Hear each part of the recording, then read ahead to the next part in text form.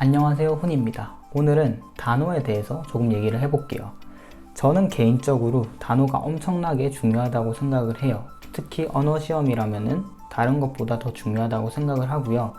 문제를 조금 덜 푸는 한이 있더라도 단어를 좀 더 외우는 게 좋다라고 생각을 합니다. 그렇기 때문에 저도 개인적으로 단어에 되게 많이 투자를 했고요. 오늘 영상은 토익을 공부하시는 분들 뿐만이 아니라 영어를 공부하신다면 충분히 도움이 되지 않을까 싶네요. 일단은 토익을 기준으로 800점 아래를 목표로 하시는 분과 그 이상을 목표로 하시는 분들을 나눠봤고요. 그리고 점수대에 상관없이 누구에게나 도움이 될 수 있는, 시험에 도움이 될 수 있는 팁을 한 가지 알려드리도록 하겠습니다. 그리고 단어장 같은 경우에는 어느 책을 쓰셔도 괜찮아요. 대신 특정한 시험을 앞두고 계신다면 거기에 맞는 단어장을 보시는 게 조금이라도 더 도움될 수는 있겠죠. 먼저 첫 번째 방법은 이제 영어가 생소하신 분들을 위한 방법입니다. 아니면은 토익을 기준으로 700점에서 800점대를 목표로 하시는 분들께 추천드립니다. 이제 영어가 생소하신 분들 같은 경우에는 품사라든지 아니면 예문이라든지 용법이라든지 이런 거 볼 시간이 없어요. 그래서 최대한 이 단어가 어떤 뜻인지만 간단하게 훑을 거예요. 너무 디테일에 신경 쓰지 마시고 그냥 보시는 겁니다. resume, 이력서구나. opening, 공석이구나. 아니면은 열다 할 때 그 계장이네. applicant, 지원자구나. 얘는 좀 어렵다. meet, 만나다 말고 만족시키다 라는 뜻이 있네. qualified, 이런 뜻이 있구나. 쭉쭉쭉 이렇게 보시는 겁니다. 하루에 10개를 외운다고 가정을 했을 때 10번까지 보게 되겠죠. 그 다음에 이 10번부터 다시 1번까지 다시 눈으로 봅니다. 여기서 왜 1번부터 10번까지를 반복하는 게 아니냐 라고 하신다면은 저를 포함해서 한 몇천 명의 학생들이 이렇게 1번부터 10번까지 반복해서 외우면은 이 위치를 외워버려요. 그래서 첫 번째 단어 이력서, 두 번째 공석, 세 번째 지원자 이런 식으로 위치를 외워버려요. 이 단어를 외우는 게 아니라. 그래서 순서가 조금만 바뀌더라도 틀리는 경우가 생기거든요. 시험을 보면은. 그걸 방지하고자 뒤에서부터 외워줍니다. 아니면은 섞어서 이렇게 뒤죽박죽 보셔도 되고요. 10번부터 1번까지 다시 쭉쭉쭉 봐줍니다. 그리고 이걸 반복하시면 돼요. 그리고 내가 한 70% 정도 외운 것 같다 10개 중에 그러면 이제 시험을 보는 겁니다. 이렇게 한글을 가려주시고요. resume, 이력서, opening 잘 모르겠네? 그러면은 별표를 쳐줍니다. 잘 알고 모르고의 기준은 우리가 happy를 들었을 때 행복한이라고 딱 떠오르시잖아요. 그 정도면은 잘 아는 거고요. 조금이라도 망설이거나 생소하다면 별표를 쳐주시면 돼요. 이런 식으로 1번부터 10번까지 혼자서 테스트를 진행하게 되겠죠. meet, 만족시키다, qualified, 잘 모르겠네. 그 다음에 이렇게 시험을 쭉쭉쭉쭉 봐주시면 돼요. 그러면은 모르는 단어에는 별 하나가 있겠죠. 다음으로는 다시 한번 볼 건데요. 이제 확실히 아는 단어는 제쳐두고요. 별표가 있는 단어만 봅니다. 오프닝은 공석이었구나. qualified는 자격 있는 이구나. professional은 전문적인 이구나. 뒤에서부터 또 봅니다. 별표 하나짜리를. 또 봅니다. 그러다가 시험 봐도 되겠는데? 라는 느낌이 드신다면은 다시 한번 가리시고요. opening, 공석, qualified. 잘 모르겠다 싶으시면은 별표를 하나 더 칩니다. 쭉쭉쭉 보시고 professional, 잘 모르겠다. 이렇게 별표를 또 치시면 됩니다. 그러면은 이제 별표 하나짜리가 있고 2개짜리가 있겠죠? 이제 별표 2개만 보는 겁니다. 여기는 볼 필요가 없죠? qualified, 자격이 있는 이구나. 예문도 한번 봐주시고, 이렇게 쓰는구나. professional, 전문적인 전문가. 프로페서가 그래서 교수님이구나. 이렇게 봐주십니다. 뒤에서 또 앞으로 봐주시고 계속 봐주세요. 그러다가 또 이제 시험을 보는 겁니다. 별표 2개짜리만 보면 되겠죠. qualified, 모르겠다. 그 다음에 professional, 전문적인. 이건 또 넘어갑니다. 이제 별표 3개가 있을 거예요. 이걸 반복하시면 4개도 있고 5개도 있을 수 있어요. 이렇게 별표가 3개 이상이라면은 단순히 눈으로 봐서 외워지는 단어들이 아니거든요. 그래서 이렇게 타이핑을 하시던지 아니면은 적어주시면 됩니다. 어디에. 글씨가 조금 그렇죠. qualified는 자격 있는 이구나. 이런 식으로 적어주세요. 그러면은 별 3개짜리가 뭐 5개면은 5개를 적어 주시고 이거를 이제 계속 쓰시거나 하루 종일 가지고 다니시면서 외우시는 거예요. 그 정도 시간을 투자하셨다면은 이제 별 3개짜리도 익숙해지거든요. 그러면은 이제 하루치는 완성을 하신 거예요. 이제 첫째 날이니까 여기서 마무리가 되고요. 두 번째 날이라고 가정을 해볼게요. 이제 두 번째 날이거든요. 그러면 11번부터 20번까지 보면 되겠죠. 똑같이 합니다. 인터뷰, 면접 쭉쭉쭉쭉 하고 그대로 해요. 첫째 날 했던 거. 그러면은 또 이제 별표 3개, 4개, 5개짜리 또 있겠죠. 3개에서 뭐 5개 있다고 해요. 이걸 또 하루 종일 외우세요. 그런 다음에 첫째 날처럼 끝나는 게 아니라 이제 데이 1으로 갑니다. 첫째 날에 외웠던 10개를 별표가 하나라도 있다면 다시 보고요. 쭉쭉쭉 보고 시간 여유가 된다면 시험도 다시 한번 쳐보시고 시간이 없다면 눈으로라도 봐주세요. 이제 그러면은 둘째 날이 마무리가 됩니다.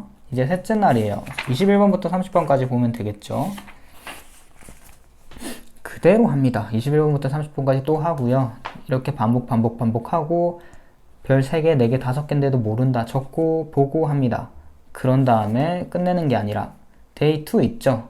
뭐 11번부터 20번까지 보고요. 모르는 것도 외우시고 한번 정리해 주시고요. 그런 다음에 또 이제 데이 1으로 가야겠죠. 그 다음에 또 1번부터 10번까지 또 봐주시고요. 그래서 여기서 핵심은 새로운 것을 많이 외우기보다도 과거에 외웠던 것을 절대 까먹지 않는 게 중요하다는 겁니다. 그래서 만약에 데이 5라고 할게요. 데이 5가 되면은 데이 1은 5번을 반복을 하게 돼요. 이렇게 한 일주일 정도 반복을 하시면은 데이 1 정말 까먹을 수가 없거든요. 정말 어려운 단어를 빼고는 이제 머릿속에 박힐 거예요. 이 단어를 외우는 도중에 우리가 다른 문제도 많이 풀고 독해도 할 건데 그때 나오는 단어들 많거든요. 그때는 또 확실히 외워지게 돼 있고 어쨌든 이렇게 반복을 하시다가 여섯째 날에 1번부터 6번까지 하려면 너무 많잖아요. 근데 첫째 날 거는 5번을 반복했다 보니까 완벽하다고 느끼실 수 있어요. 그때는 과감하게 버리시고 2부터 6까지 보시는 겁니다. 1, 2가 완벽하다? 그럼 3부터 6까지만 보세요. 이런 식으로 늘려가시는 거예요. 그래서 과거의 단어들을 정말 완벽하게 마스터했을 때만 다시 보지 않는 거예요. 많은 학생들이 새로운 단어를 외우는 대신에 과거의 단어를 까먹어서 옵니다. 그런 것을 방지하기 위한 방법이고요. 그런데 이 방법 같은 경우에는 만약에 하루에 외우는 단어량이 엄청나다면은 사실 정말 힘들죠. 그래서 본인이 정말 장기적으로 봤을 때 내가 하루에 이 정도는 확실하게 외울 수 있겠다라는 것을 파악하시고 무리하지 마시고 50개, 100개가 아니라 10개라도 정확히 하셔서 한 달만 지나면은 우리가 해피를 떠올리는 것처럼 확실하게 들리겠죠. 이제 이 방법의 단점은 레주메가 이력서인 건 아는데 이게 정확히 명사로 쓰이는지 또 어떤 예문에서 어떤 용법으로 쓰이는지는 몰라요. 대신 토익을 800점 넘을 게 아니라면 쉬운 문제만 맞추면 되잖아요. 꼭 맞춰야 되는 문제만. 그래서 이 방법만으로도 충분하고요. 이제 그 이상 시험을 몇 번 보셨다거나 아니면 난 고득점을 위한다라고 하시면은 딱 하나만 추가를 하시면 됩니다. 이제 뭐 800점 이상이거나 고득점을 목표로 하신다면은 단어는 꽤나 외우셨을 거예요. 그래서 이제 조금 새로운 방법을 추가를 할 거예요. 이렇게 새로운 단어가 있다고 했을 때 comply는 준수하다. 아까처럼 이렇게 보는 게 아니라 처음부터 가립니다. 그리고 이 comply가 뭔지 떠올리는 거예요. 뜻이 아예 유추가 안 된다면은 품사라도 동사일 것 같다. 이 정도라도 떠올리시는 거예요. 그것도 안 된다? 그냥 패스하시고 보면 돼요. regulation. regulate가 규제하다인데 tion이 붙으면 명사였지. 그러면 규제겠구나. 라고 하시는 겁니다. 규정이죠. exception. except는 뭐뭐를 제외하고로 쓰였으니까 tion 붙었으니까 명사니까 제외, 예외인가? 이렇게 보시는 겁니다. 이런 식으로 먼저 한번 쑥 훑은 후에 그 다음에 아까 말했던 외우는 방법을 적용시키는 거예요.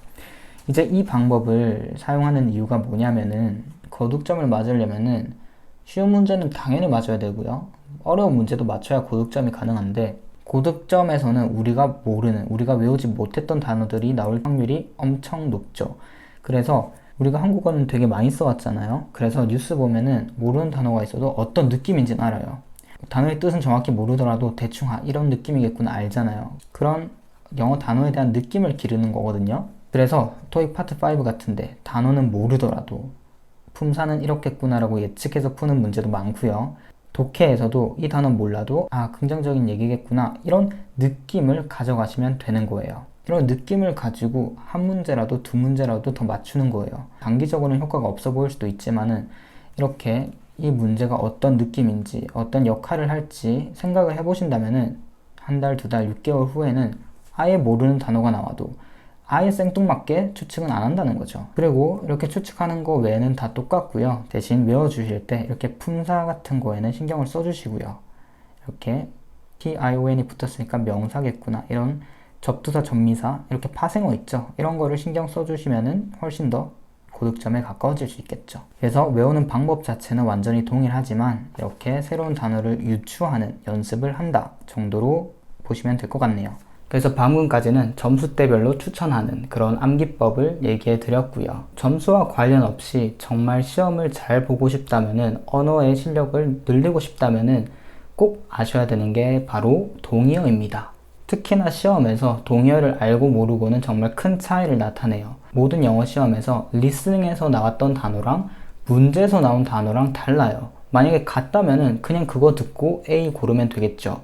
근데 다 다르다는 얘기죠. 근데 어떤 문장이 있을 때 이 문장의 구조를 완벽하게 바꿔버릴 수가 없어요. 그래서 많은 시험에서 단어를 바꿔서 말을 하는데요. 예를 들어서 listening에서 offer이라는 제공하다라는 단어가 나왔다면은 문제에서는 provide나 뭐 give가 올 수 있다는 거죠. 그래서 이 동의어를 아는 게 왜 중요하냐면은 listening 때 토익 같은 경우에는 문제를 먼저 볼 수가 있잖아요. 근데 이 문제를 보면서 이런 단어가 쓰였구나, 그리고 어떤 동의어가 나오겠구나, 어떤 내용이 나오겠구나를 예측을 할 수 있어요. 그리고 실제로 그 예측이 들어맞는다면은 당연히 맞출 수가 있겠고요, 그 문제를. 그래서 동의어를 알 경우에 맞출 수 있는 문제의 폭도 훨씬 더 넓어질 거고요. 그리고 리스닝 같은 경우에 내가 허겁지겁 쫓아가는 게 아니라 내가 이미 어떤 내용 올지 예측을 하고 어떤 단어 올지 예측을 하고 나는 그냥 기다리면 돼요. 어차피 리스닝에서 그 얘기를 해줄 거니까. 이렇게 동의어를 사용하는 공부법은 다음에 영상으로 설명을 드리겠지만 어쨌든 중요성에 대해서 잠깐 얘기를 드렸고요. 방금 사용했던 이 책 같은 경우에는 동의어는 잘 나와 있지 않아요. 근데 이제 해커스 토플 단어 같은 경우에는 동의어가 정말 잘 나와 있거든요. 그렇다고 전혀 새롭게 사실 필요 없어요. 예를 들어서 provide라는 단어가 있을 때 그냥 구글에 provide synonym 이라고 검색하시면은 정말 많이 떠요. 그리고 중요한 3개에서 4개 정도만 외워두시면 돼요. 근데 모든 단어에 동의어를 찾을 필요는 없습니다. 예를 들어서 subscriber, 구독자라는 단어를 동의어를 굳이 찾을 필요는 없어요. 왜냐면은 대체될 수 있는 게 많이 없기 때문이죠. 이런 단어보다는 차라리 동사들 있죠. 제공하다라든지 제거하다, 상승하다, 하락하다 이런 동사 같은 경우에는 동의어를 공부할 가치가 충분히 있다는 거 말씀드리고 싶어요. 그래서 오늘은 단어 암기법에 대해서 조금 얘기를 해봤고요. 이제 동의어의 중요성도 얘기를 해봤어요. 설명이 약간 부족했던 부분도 있는 것 같은데 그런 부분은 제가 다음번에 더 추가해서 올리도록 할 거고요. 만약에 질문이 있으시다면 댓글로 남겨주시고 시청해주셔서 너무너무 감사합니다.